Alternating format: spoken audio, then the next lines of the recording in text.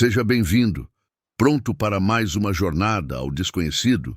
Me encantaria saber de onde você está assistindo.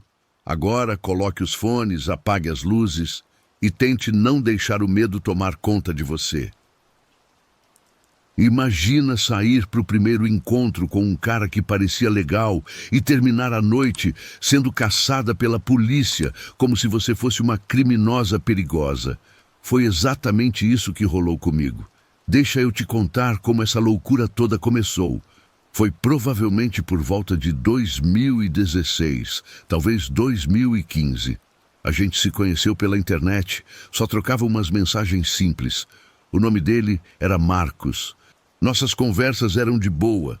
Não é que rolasse aquela química louca, sabe? Mas também não era aquele papo chato ou desconfortável. Ele parecia bem simpático. Ele mencionou que conhecia alguém do meu círculo de amizades.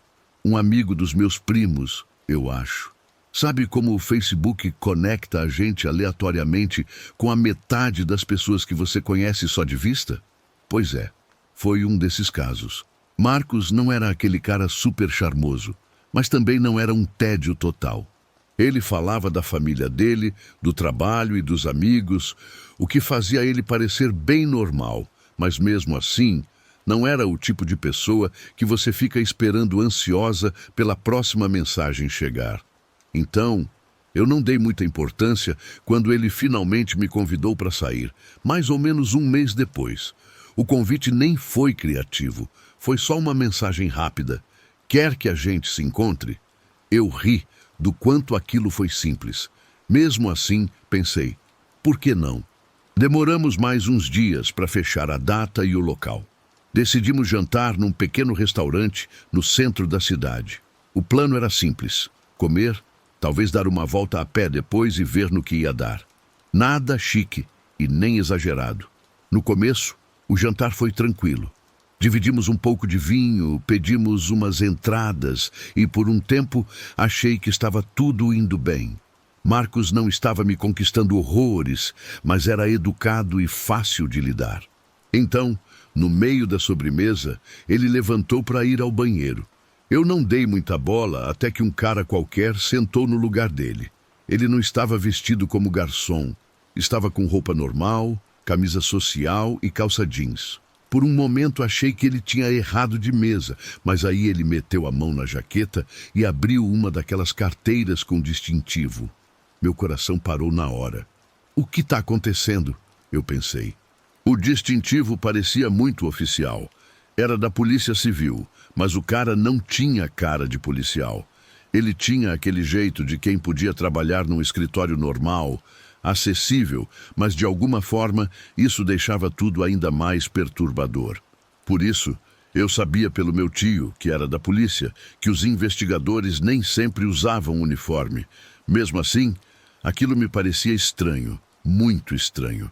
Marcos continuava no banheiro sem ter a menor ideia do que estava rolando. O cara da carteirada se inclinou na minha direção e falou comigo com a voz baixa, mas firme. Escuta com atenção. Você não vai a lugar nenhum.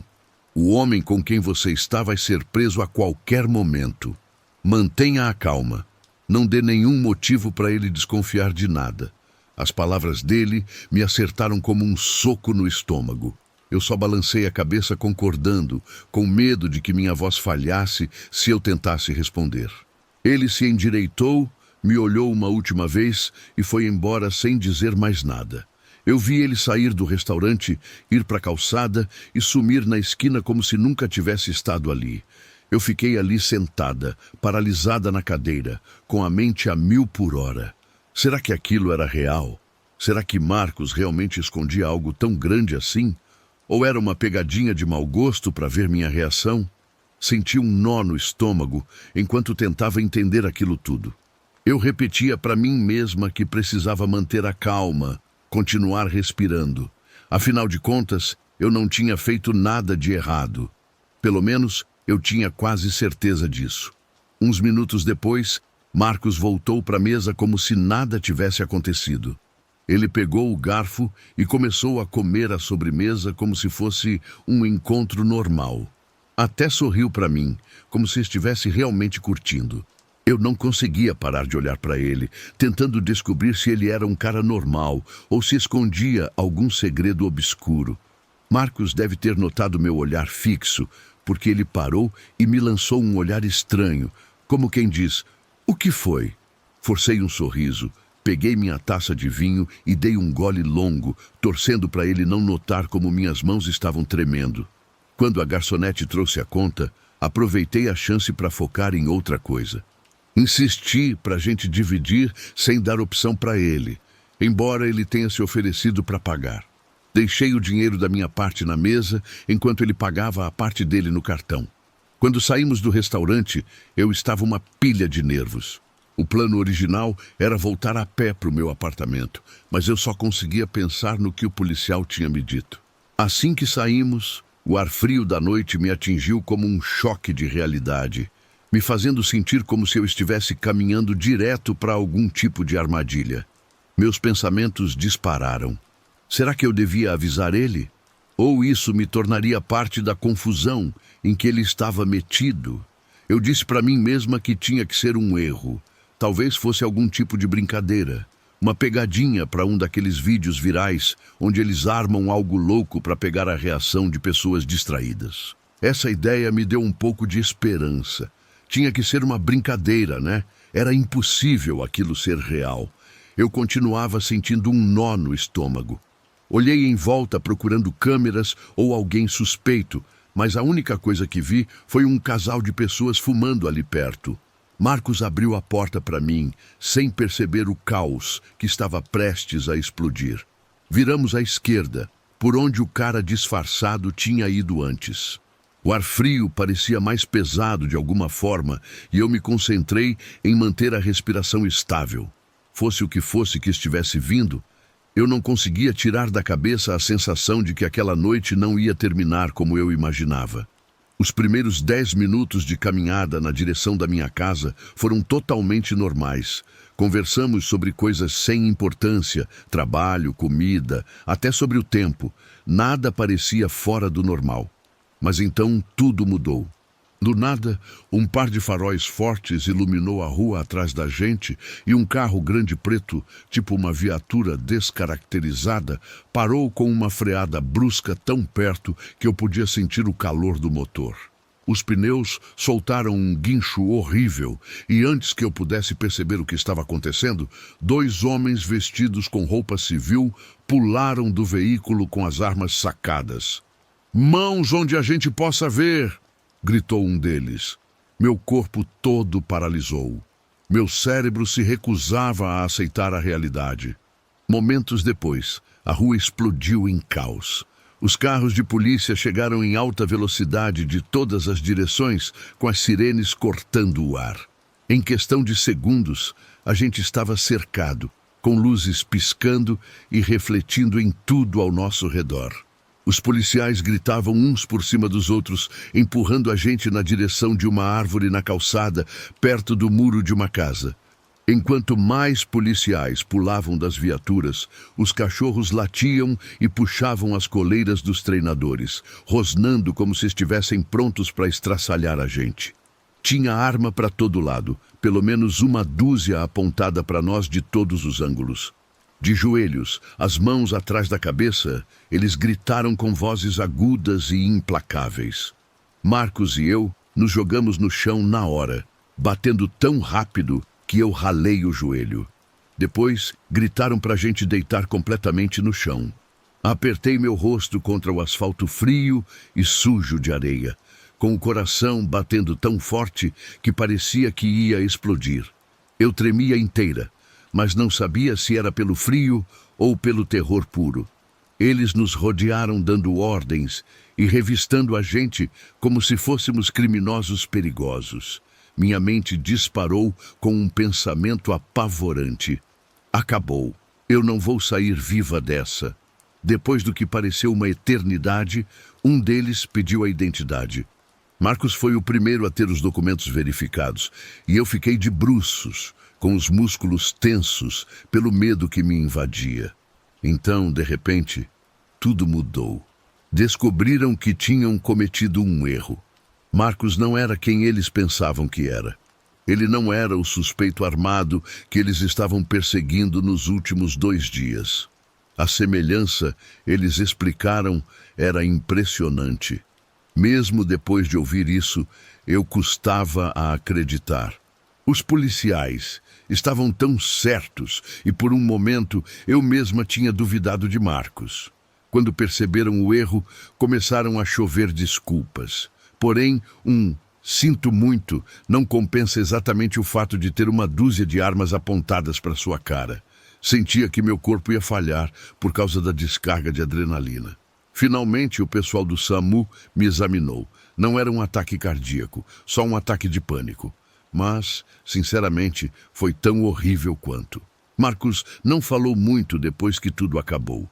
Ele estava pálido, como se ainda não tivesse voltado para a realidade. E quem podia culpar ele? Claro, ele poderia ter tentado processar o Estado, mas de que teria adiantado? Os policiais não estavam sendo imprudentes de propósito, só estavam seguindo uma pista errada com uma semelhança realmente infeliz. Foi assim que meu primeiro encontro com Marcos virou um verdadeiro pesadelo. As pessoas falam o tempo todo de encontros desastrosos, mas quase levar um tiro de um monte de policiais porque seu date parece um fugitivo procurado. Isso é uma coisa que eu não desejaria para ninguém.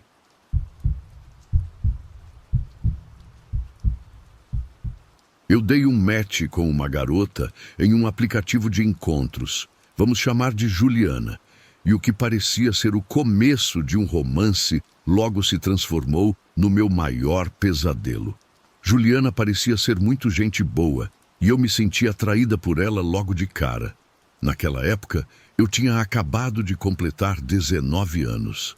Eu sou bissexual, gosto de meninos e meninas.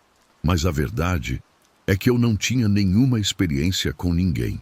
O meu perfil no Tinder estava configurado para encontrar pessoas entre 19 e 26 anos, e Juliana tinha 21 anos. A gente começou a conversar quase todo dia, e em questão de algumas semanas, eu acabei me abrindo e contando muitas coisas sobre a minha vida. Ela parecia ser alguém em quem eu podia confiar de verdade. Eu acabei falando que nunca tinha feito quase nada com ninguém antes. E ela me respondeu dizendo que achava isso muito atraente. Esse comentário me deixou um pouco desconfortável. Mas eu pensei que talvez fosse só coisa da minha cabeça, porque eu não estava acostumada com esse tipo de conversa. Depois disso, as perguntas dela começaram a ficar mais pessoais.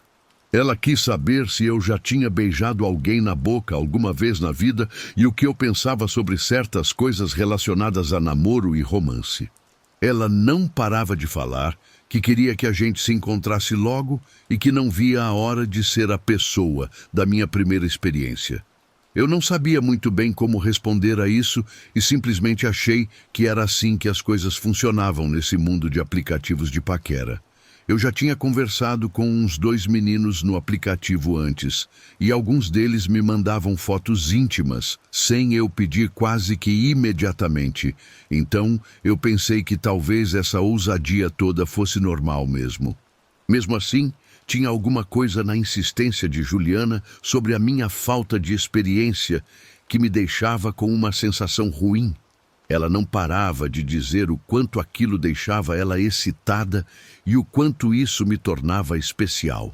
Finalmente, tomei coragem e disse que o jeito que ela estava falando estava me deixando desconfortável.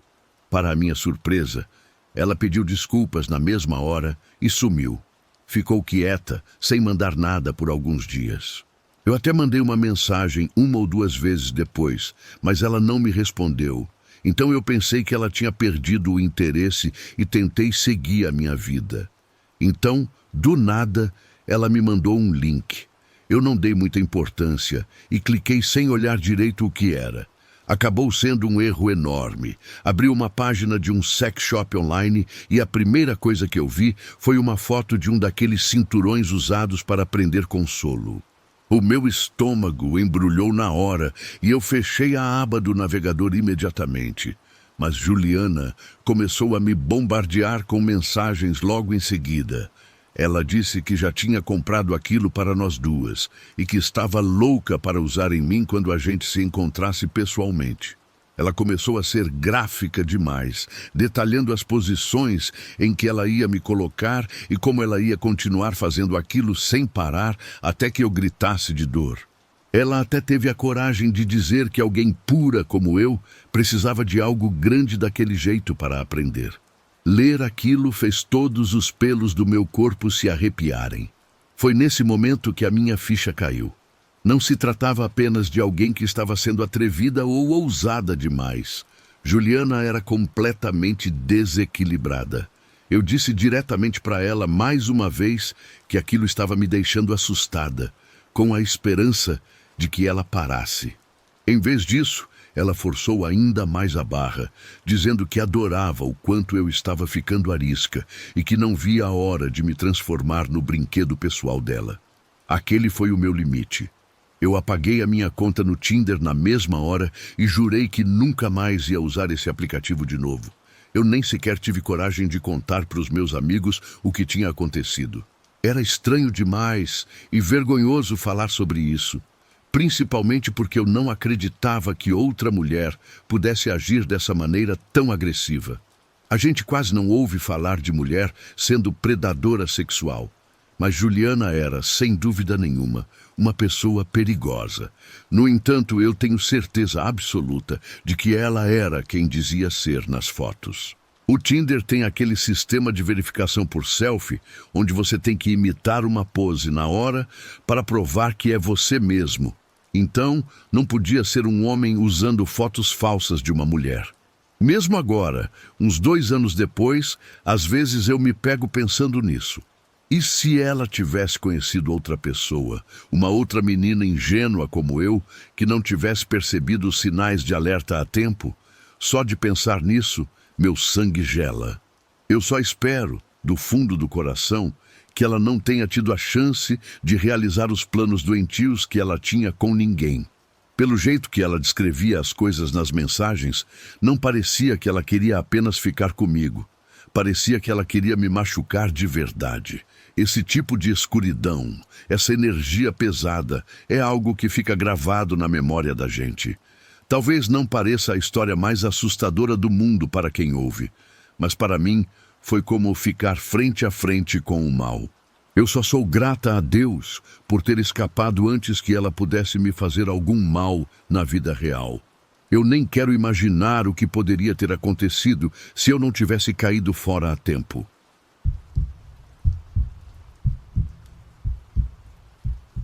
Fazia anos que eu não tocava nesse assunto, mas uma conversa recente desenterrou essa memória que estava guardada.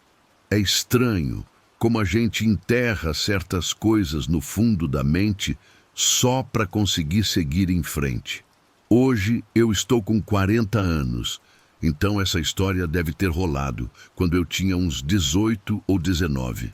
Naquela época, tive um lance rápido com um cara que conheci enquanto trabalhava num shopping. O nome dele era Luciano. Ele costumava passar pela loja o tempo todo e puxava papo comigo sempre que eu estava no meu turno.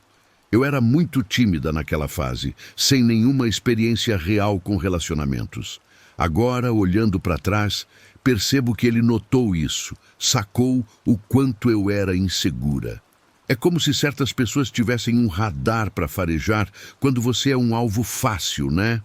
Luciano era um pouco mais velho, devia estar beirando os 30 anos, mas na época não dei muita bola para a diferença de idade.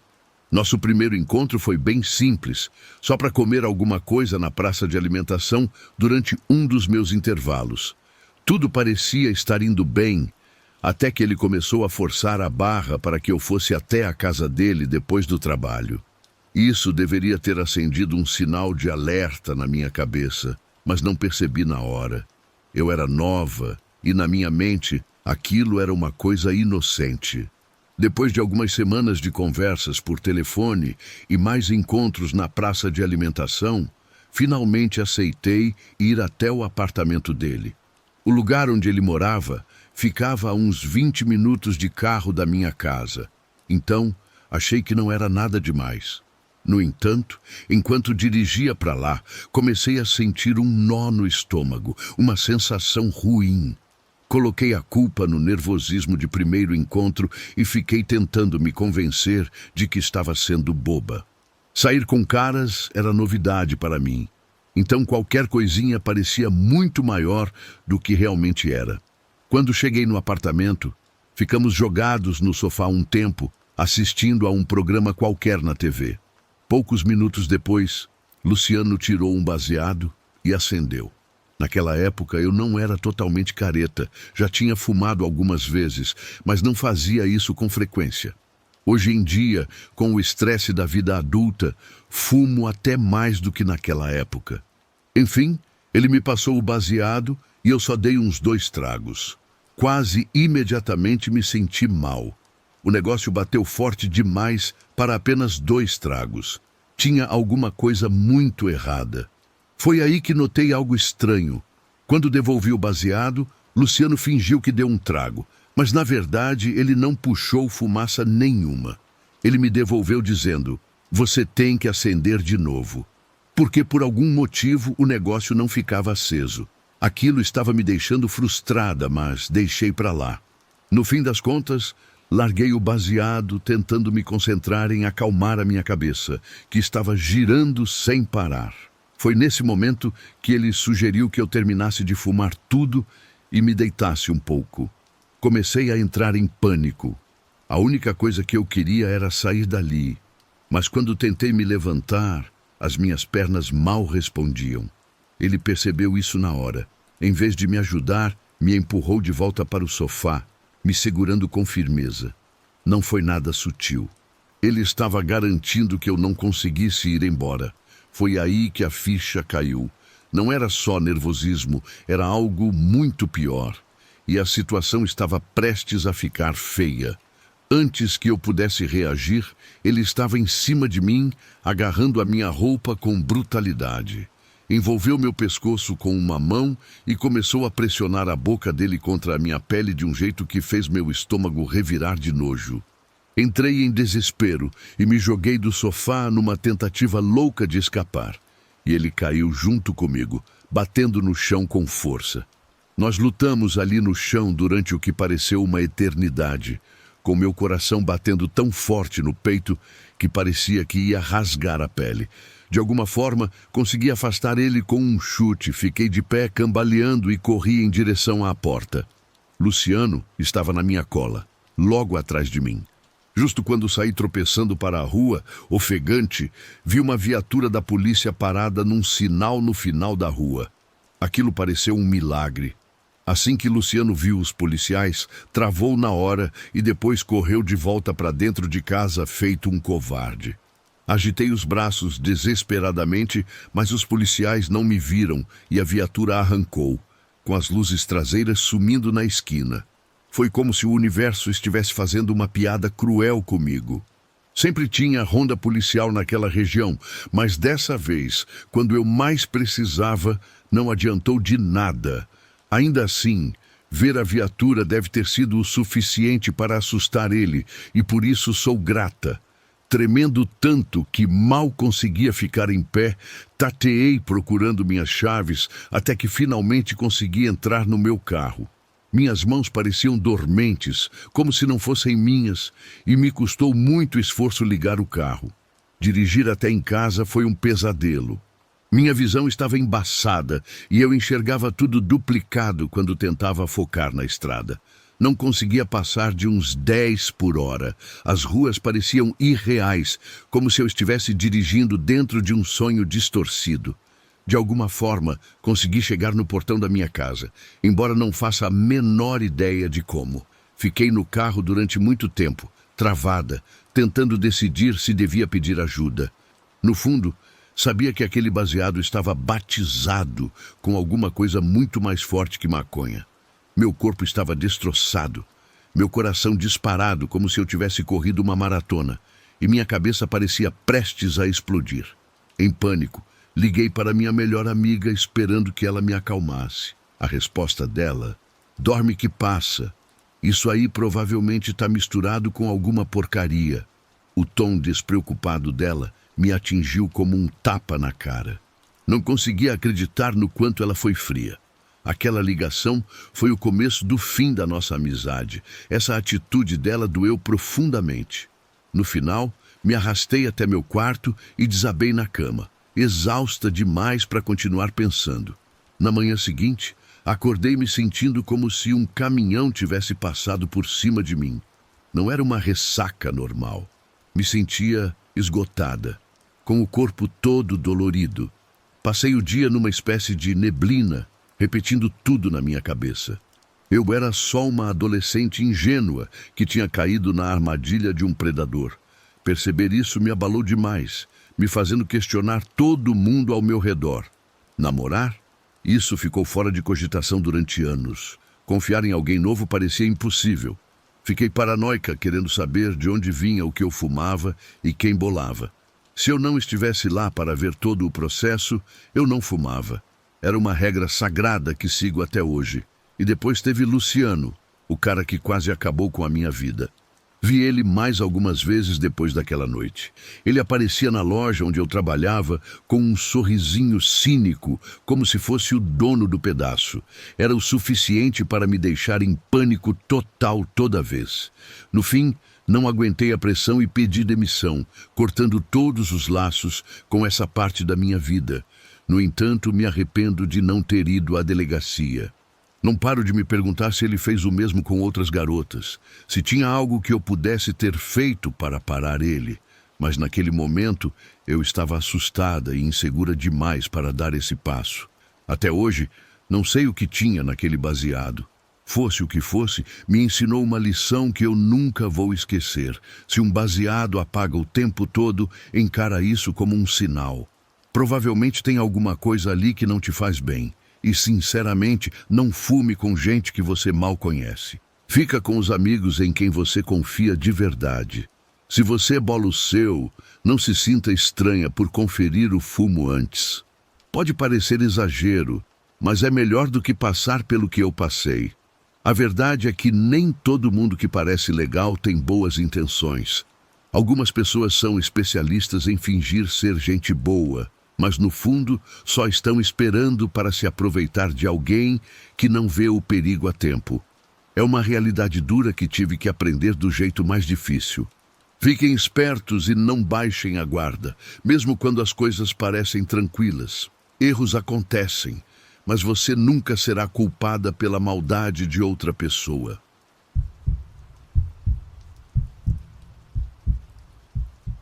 Tudo começou de um jeito bem normal, com um match no Tinder e uma conversa, mas aquela noite acabou me deixando marcas que eu carrego até hoje.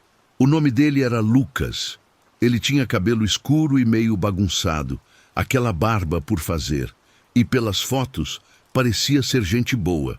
O perfil dele não mostrava muita coisa, mas ele me mandou um oi logo depois que a gente se conectou.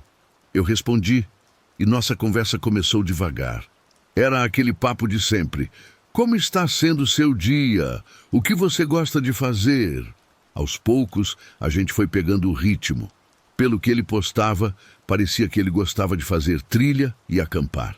Ele passava a impressão de ser uma pessoa tranquila e continuamos trocando mensagens por alguns dias antes de ele perguntar se eu queria sair para jantar. Eu perguntei onde e ele me falou de uma pizzaria pequena no centro. Eu disse que sim e marcamos para as 7:30 da noite do dia seguinte. Na manhã do encontro, a gente se falou para garantir que estava tudo certo. Ele confirmou e parecia estar tudo bem. Por volta das 7:10 da noite, saí de casa cedo, já que a pizzaria ficava a uma curta distância de carro. Eu nunca tinha ido lá, mas parecia aconchegante e estava bem cheia. Quando estacionei às 7:25, olhei meu celular para ver se Lucas tinha me mandado alguma mensagem, mas não tinha nada novo. Como ele tinha dito, a gente se vê lá. Fiquei no carro até às 7:30 em ponto e depois entrei para procurá-lo. O garçom me levou até uma mesa quando eu disse que tinha marcado com alguém. Mandei uma mensagem para Lucas avisando que estava esperando. Passaram 5 minutos, depois 10, e ele continuava sem aparecer. Tentei não ficar brava, pensando que talvez ele tivesse ficado preso no trânsito. Às 7h50, mandei outra mensagem perguntando se estava tudo bem. Às 8 da noite, minha paciência acabou. Paguei a bebida que eu tinha pedido e fui embora com uma mistura de decepção e irritação passando pela minha cabeça. Enquanto eu dirigia para casa, uma coisa estranha chamou minha atenção. Um carro preto estava atrás de mim desde que eu saí do estacionamento. No começo, não dei muita importância, mas depois de fazer várias curvas, percebi que ele ainda estava me seguindo. Quando virei na minha rua, que é bem tranquila, o carro me seguiu. Foi aí que eu me senti desconfortável. No meu bairro não costumam passar carros desconhecidos tarde da noite. Meu coração acelerou quando entrei na garagem de casa. Minha casa é a segunda à esquerda, e o carro continuou andando, mas diminuiu a velocidade ao passar. Saí do carro e vi as luzes traseiras dele desaparecendo na escuridão. Os vidros eram escuros demais para ver o motorista. De volta em casa, olhei o aplicativo. Lucas continuava sem responder. Mandei outra mensagem. O que aconteceu?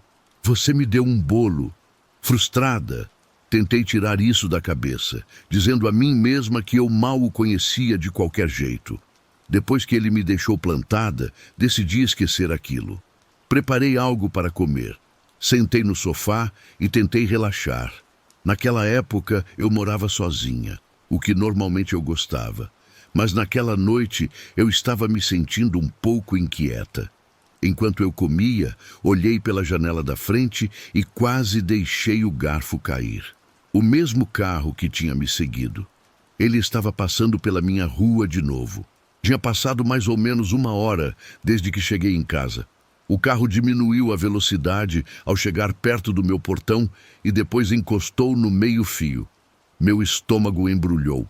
Fiquei paralisada olhando por trás da cortina, torcendo para que o motorista não conseguisse me ver. Definitivamente era o mesmo carro e ele não estava só passando por ali. O motor continuou ligado durante o que me pareceu uma eternidade. Minhas mãos começaram a tremer. Peguei meu celular e liguei para a polícia, mantendo a voz baixa enquanto dizia ao atendente que alguém tinha me seguido até em casa e agora estava estacionado do lado de fora. Enquanto esperava a viatura, eu não conseguia tirar os olhos do carro. Ninguém saiu. Ele simplesmente ficou lá, assustadoramente quieto. A rua estava em silêncio, exceto pelo barulho suave do motor do carro sob a luz do poste. Passaram-se 15 longos minutos antes de uma viatura virar a esquina da minha rua. Senti um alívio enorme quando a polícia se aproximou devagar do outro veículo, com os faróis refletindo na pintura preta do carro. O policial ligou o giroflex e saiu para falar com o motorista. Não consegui entender o que eles diziam, mas conversaram por vários minutos. Finalmente, o carro foi embora e desapareceu na noite. O policial veio até a minha porta e perguntou se eu conhecia o homem. Expliquei que alguém com quem eu tinha marcado no Tinder tinha me dado um bolo e que o carro tinha me seguido depois do nosso suposto encontro. Quando mostrei o perfil de Lucas no celular, o policial hesitou e depois concordou com a cabeça. Batia com a descrição do motorista. Meu sangue gelou. Lucas tinha me seguido até em casa, depois de me deixar esperando. Contei tudo para o policial na esperança de que fosse o suficiente para eles tomarem alguma providência. Infelizmente, ele me disse que não podiam fazer muita coisa a não ser que Lucas voltasse. Eles tinham avisado para ele ficar longe, mas fora isso, não podiam fazer muito mais. O policial me disse para ligar se eu me sentisse insegura ou se ele voltasse, e depois foi embora. Durante horas, fiquei perto da janela esperando ver algum sinal daquele carro. Eu não conseguia acreditar que alguém que eu mal conhecia fosse capaz de ir tão longe. Na manhã seguinte, bloqueei Lucas no Tinder e apaguei as mensagens dele. Nunca mais tive notícias dele, mas a lembrança ainda me persegue. A ideia dele sentado do lado de fora da minha casa, observando, ainda me deixa arrepiada.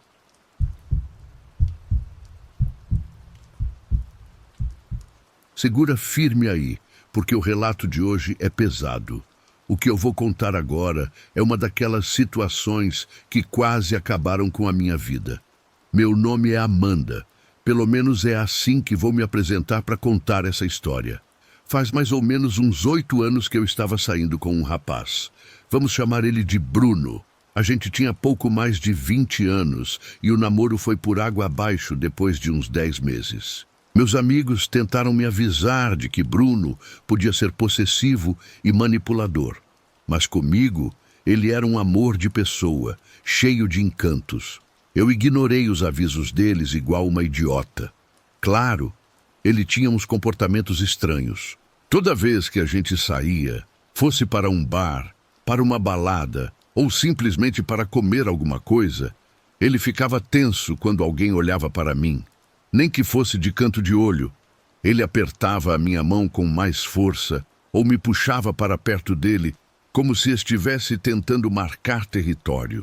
Naquele momento, eu dizia para mim mesma que não era nada demais, já que eu não gostava mesmo que desconhecidos ficassem dando em cima de mim. As coisas pioraram muito rápido. Bruno começou a querer ser dono de todo o meu tempo, fazendo eu me sentir culpada toda vez que eu queria passar uma noite sozinha. Ele fazia parecer que eu era a vilã da história por precisar de um descanso. Eu sempre fui uma pessoa que dá valor ao tempo sozinha para recarregar as energias. E quando chegamos ao 9º mês, a incapacidade dele de respeitar isso estava me sufocando. Foi então que as coisas deram uma reviravolta que eu ainda não consigo tirar da minha cabeça. Eu tinha um melhor amigo de infância. Vamos chamar ele de Fábio. A gente se conhecia desde a época da escola e éramos mais próximos do que irmãos. Nossas famílias eram muito unidas, e como Fábio era filho único, ele costumava dizer que eu era a irmã que ele nunca teve. Fábio se assumiu gay durante o ensino médio, e eu fui a primeira pessoa em quem ele confiou. Apoiei ele quando ele contou para os pais, e com o passar dos anos, continuamos tão unidos como sempre. Mesmo quando ele foi para a faculdade do outro lado do país. Mais tarde, Fábio se casou com o namorado dele e eu tive a honra de ser a madrinha no casamento. Nós mantivemos nosso laço forte ao longo dos anos.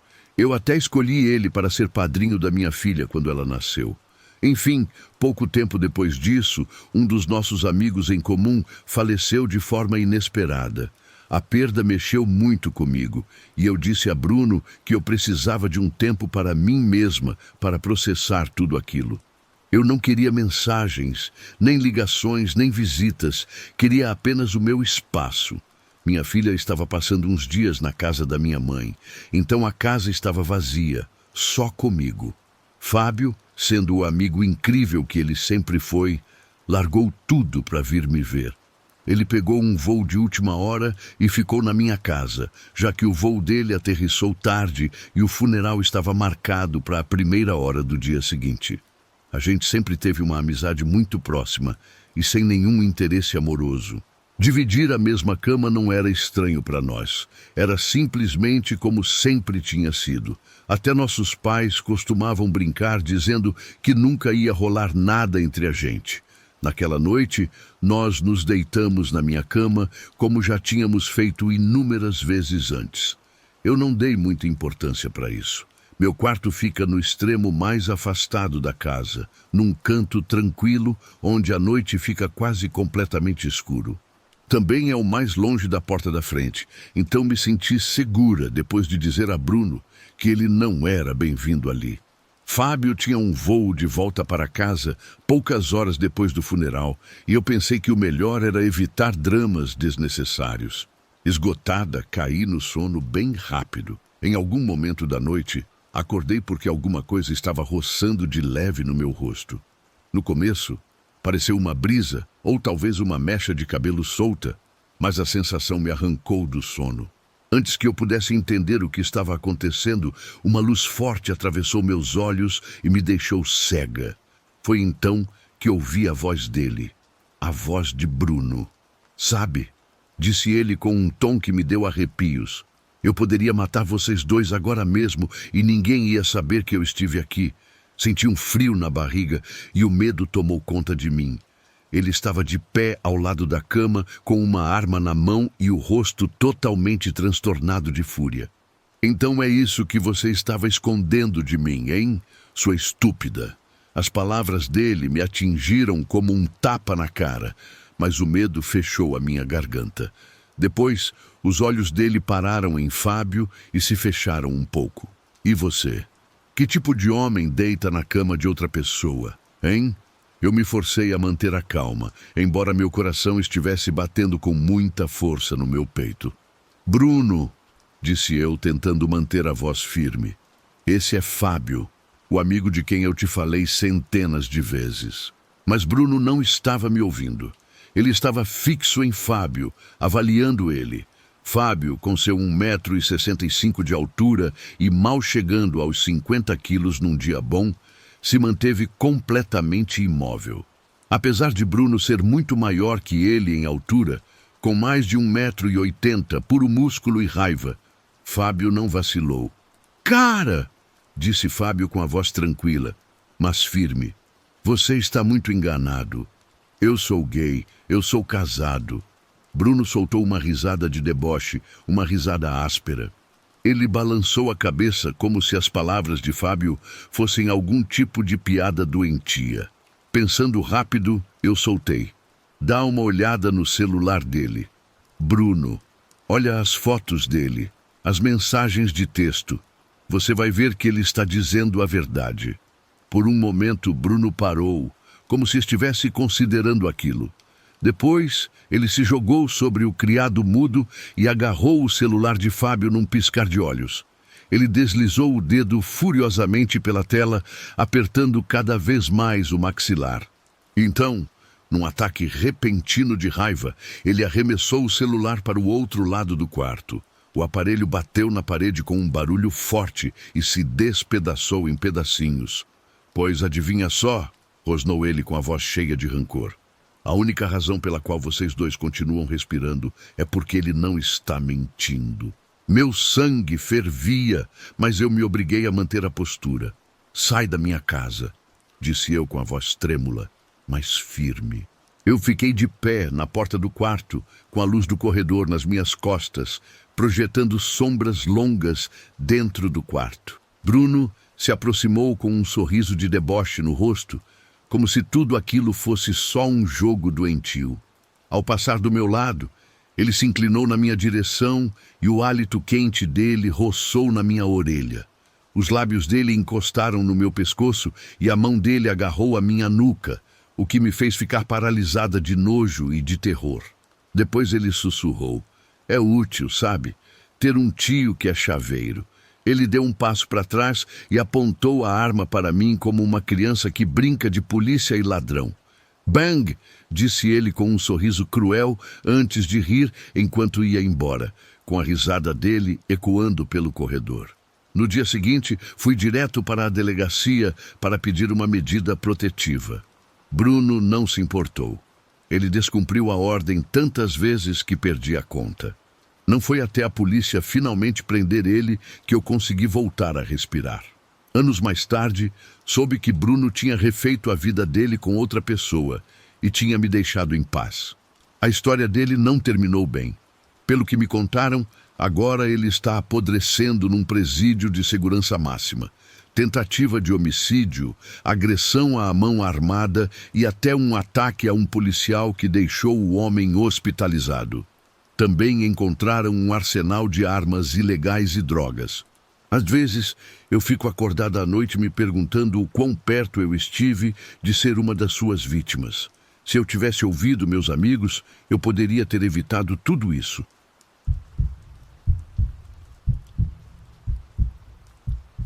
Eu costumava achar que o pior risco num encontro de aplicativo era o tédio.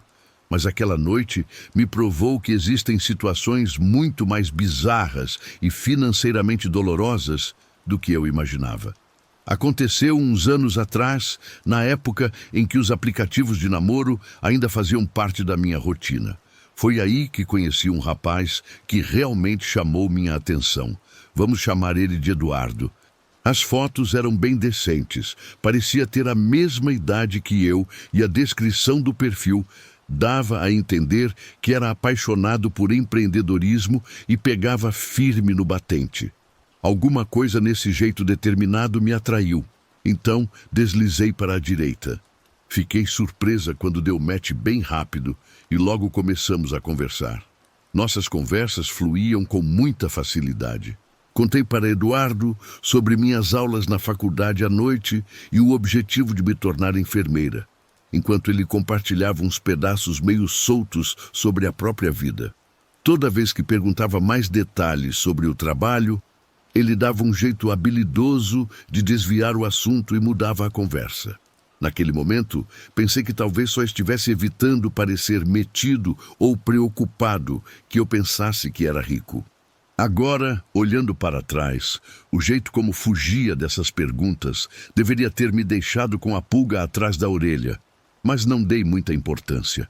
Depois de uma semana trocando mensagens, decidimos nos conhecer pessoalmente.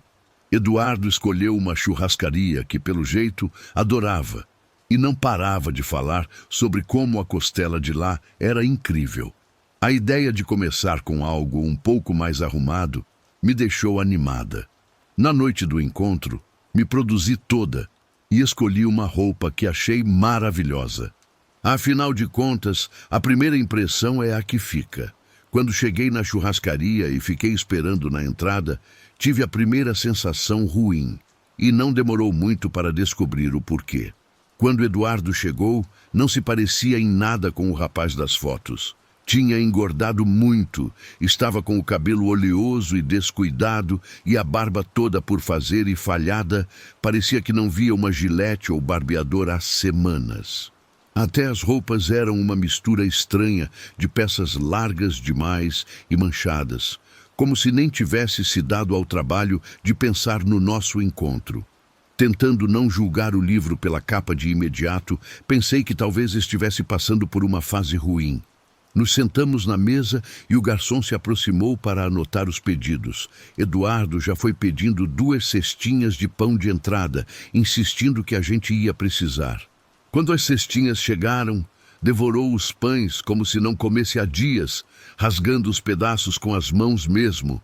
Ver aquilo me deixou muito desconfortável, mas fiquei na minha. Quando nossos pratos chegaram, já tinha quase perdido a fome. Fiel ao que tinha dito, Eduardo pediu a costela especial, enquanto escolhia algo simples, uma massa com frango. Enquanto a gente esperava a comida, tentei quebrar o gelo jogando conversa fora, na esperança de saber mais sobre ele. Voltei a tocar no assunto do trabalho, realmente curiosa para saber o que Eduardo fazia da vida. Ele apenas riu, deu de ombros e disse para não me preocupar com isso. Mais um sinal de alerta, mas deixei passar.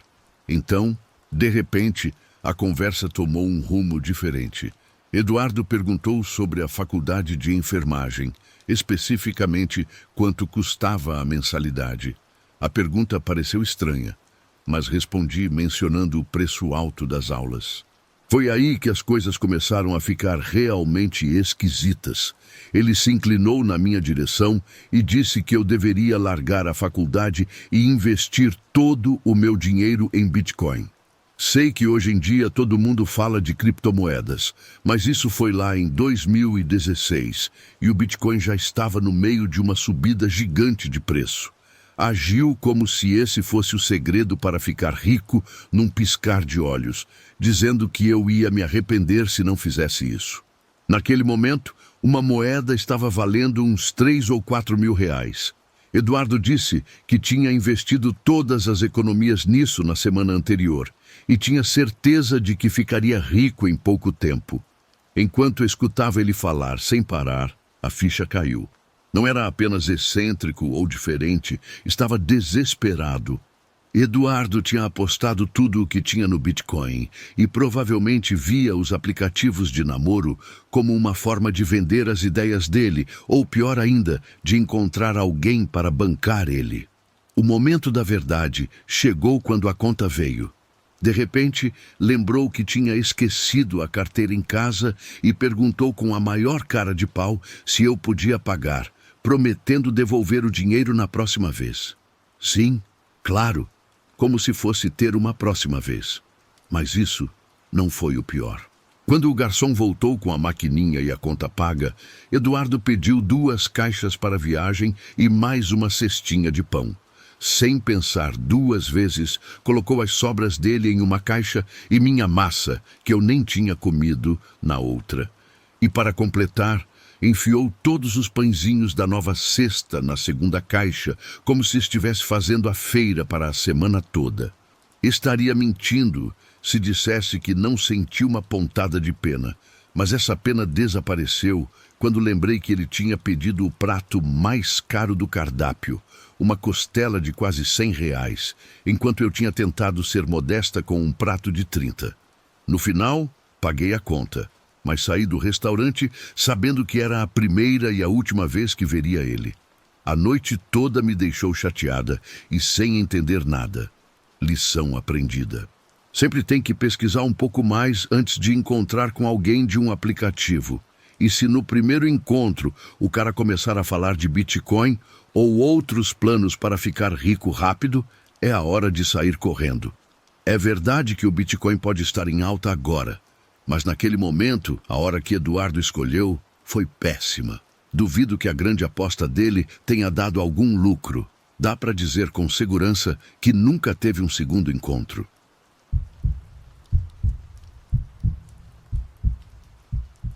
Tudo isso rolou quando eu estava no 3º ano da faculdade e Carla, minha namorada na época, tinha acabado de começar num emprego novo. A gente ainda estava naquela fase de se conhecer melhor, mas eu passava tanto tempo no apartamento dela que já me sentia na minha própria casa. Uma noite, ela tocou no assunto do ex-namorado. O nome dele era Marcelo. Ele tinha o costume de ligar sem parar. Aparecia do nada e ficava rondando a porta dela só para chamar a atenção. Quer que eu resolva isso com esse cara? Eu ofereci, meio brincando, mas com um fundo de verdade. Ela dispensou a ideia com um gesto de mão. Ele é inofensivo. Eu não conseguia entender aquilo. Se ela não queria que eu me metesse, por que ela não ligava para a polícia? O que ele estava fazendo não era certo. Ela só soltou um suspiro cansado. Acho que, em parte, é culpa minha ele agir desse jeito. Por mais que eu tentasse convencer, Carla não cedia na decisão de não denunciar. Sinceramente, eu achava que ele era mais um chato, um incômodo, do que uma ameaça real. Naquelas férias, ela foi visitar a família dela em outro estado. Ela me disse que eu podia ficar no apartamento enquanto ela estivesse fora, e eu aceitei na hora, todo feliz. Uma semana de paz, a televisão gigante dela e videogame sem hora para acabar parecia o cenário perfeito. O dia seguinte à viagem era o aniversário dela. Me senti meio culpado por a gente não poder passar essa data juntos, mas a gente ainda era um casal bem recente. Perto da meia-noite, pausei o jogo para enviar uma mensagem de feliz aniversário para ela. O quarto estava insuportavelmente quente. Então, aumentei o ar-condicionado e voltei a jogar. A única luz vinha do brilho da televisão, e eu estava completamente focado no jogo quando ouvi a campainha tocar. Olhei para o relógio. 00:30. Quem é que aparece numa hora dessas? Não era minha casa, então pensei que não era problema meu, mas a campainha não parava de tocar. Quem quer que fosse, estava claro que não ia desistir. Então, começaram as batidas fortes e insistentes na porta, como se estivessem tentando acordar o prédio inteiro. Carla, eu sei que você está aí. Abre, sou eu. A voz estava abafada pela porta, mas eu reconheci. Era o ex dela, Marcelo. Talvez ele quisesse dar parabéns pelo aniversário, mas ela nem sequer estava em casa. Eu congelei, sem coragem de fazer nenhum barulho. Eu não queria de jeito nenhum que ele soubesse que eu estava ali. Coloquei meu jogo no mudo e fiquei completamente imóvel, encarando a porta como se ela fosse arrancar as dobradiças a qualquer momento. Finalmente, as batidas pararam e eu ouvi os passos dele se afastando pelo corredor. Meu coração desacelerou e uma sensação de alívio tomou conta de mim. Peguei meu celular para mandar uma mensagem para Carla, contando o que tinha acabado de acontecer. Antes que eu pudesse apertar enviar, ouvi um rangido agudo e leve vindo da janela atrás de mim. Meu estômago embrulhou. Ele estava escalando. Desliguei a televisão e me joguei no chão, me espremendo no espaço entre a cama e a parede. Meu coração disparou quando uma sombra passou pelas cortinas que cobriam a porta de vidro da sacada. Depois vieram as batidas, pancadas fortes e urgentes contra o vidro. A figura lá fora se moveu, andando de um lado para o outro na varanda, procurando alguma fresta para espiar dentro. Eu sei que você tá aí. Abre a porra da porta. A voz dele era áspera, exigente. Minha cabeça girava tentando entender como ele sabia que tinha alguém lá dentro. Então, a ficha caiu. O ar-condicionado. O motor lá fora estava zumbindo alto, entregando que tinha gente em casa. Prendi a respiração e fiquei o mais imóvel que consegui, torcendo para que ele perdesse o interesse. Mas as batidas não pararam. Só ficaram mais fortes. O tom dele parecia mais irritado, mais desesperado. Cada segundo se arrastava parecendo uma eternidade enquanto eu rezava para ele ir embora. Finalmente, depois do que pareceu uma vida inteira, as batidas pararam. Então, eu ouvi de novo. Aquele leve rangido de antes e meu estômago se contraiu. Ele estava descendo. Fiquei pregado no lugar, forçando a audição para captar qualquer som. Ficou tudo em silêncio. Lentamente, me aproximei da porta da frente, me agachando e olhando pelo olho mágico. Meu sangue gelou. Ele não tinha ido a lugar nenhum. Marcelo estava ali mesmo, com o rosto a poucos centímetros da porta, com a orelha encostada na madeira, escutando. Fiquei paralisado, mal conseguindo respirar, com medo de que o menor ruído me entregasse. Então ele se mexeu, se abaixou mais, sumindo da minha visão pelo olho mágico. Eu não conseguia saber o que ele estava fazendo até que eu ouvi o estalo metálico da entrada de cartas na parte de baixo da porta. Meu peito apertou e o medo me invadiu.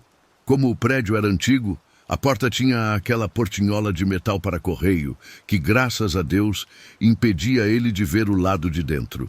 Apertei com cuidado minha perna contra a parede, mantendo ela bem escondida. Uma mão apareceu através da portinhola, com os dedos se mexendo e tateando, como se tivessem vida própria. Ele não estava colocando a mão às cegas, mas procurando algo de propósito, como se tivesse um plano. A mão dele segurava uma ferramenta estranha, fina, de metal e com formato de L. Olhei fixamente para aquilo, com a luz fraca refletindo nas bordas, e de repente eu entendi. Era um esquadro. Não era uma decisão feita na hora. Ele tinha vindo preparado. A ferramenta balançava na mão dele e a ponta afiada raspava na fechadura pelo lado de dentro, com um chiado que fazia meus pelos se arrepiar. Minha respiração ficou falha. Eu conseguia ouvir ele resmungando entre os dentes. As palavras baixas demais para entender, mas a frustração no tom dele era inconfundível. Quase consegui. Ele rosnou com a voz tensa. Todos os nervos do meu corpo gritavam para eu fazer alguma coisa, mas eu me sentia travado. Minha cabeça dava voltas. Eu devia ligar para a polícia. Eles podiam chegar a tempo. E se ele me ouvisse ligando? Essa não é minha casa. O que os vizinhos iam pensar? Será que Carla ia ficar brava se eu chamasse a polícia? As perguntas vinham uma atrás da outra, me impedindo de concentrar. E se ele entrar? Eu luto, eu podia ganhar. E se ele estiver armado ou louco de vez? O pânico era sufocante. Meus olhos percorreram o quarto procurando algo, qualquer coisa que eu pudesse usar como arma. Senti um aperto no peito como se meu tempo estivesse acabando. A ferramenta estava chegando perto da trava. Minha chance de agir estava diminuindo. Sem pensar, eu me mexi. O instinto tomou conta. Dei um chute com toda a força que consegui no braço dele. A força fez o braço dele ser puxado bruscamente de volta através da entrada de cartas e a ferramenta caiu fazendo barulho no chão do corredor lá fora. Com o mesmo movimento desesperado, estiquei a mão e passei a corrente de segurança até o lugar certo com os dedos tremendo, mas consegui prender. Por um momento, houve silêncio. Depois veio o golpe. A porta sacudiu violentamente com a força de um chute e a madeira estalou quando o impacto tremeu o batente. Meu estômago embrulhou. Aquela porta era velha. Não ia aguentar muito. Veio outro chute, dessa vez mais forte, que fez o batente todo tremer. No fim do corredor, ouvi o barulho de portas se abrindo e conversas baixas. Os vizinhos tinham percebido a confusão. Pelo olho mágico, vi ele parar e olhar em volta, assustado. Os olhos dele foram rápido para as portas dos vizinhos se abrindo. Sem dizer uma palavra, ele deu meia volta e saiu correndo, com os passos pesados ecoando enquanto ele desaparecia na escada. O alívio me invadiu, mas meu corpo não conseguia relaxar. Minhas mãos tremiam tanto que mal consegui conferir se a porta estava fechada mesmo. Naquela noite eu não dormi. Fiquei sentado, levando um susto com cada pequeno estalo do prédio. Quando Carla voltou, eu contei tudo para ela. Implorei para que ela se mudasse. Eu não conseguia suportar a ideia dela ficar sozinha ali se ele voltasse. Para meu alívio, ela aceitou. Empacotamos as coisas e deixamos aquele lugar, indo para um bairro mais tranquilo. Ela mudou o número de telefone, cortando qualquer chance de ele encontrar ela.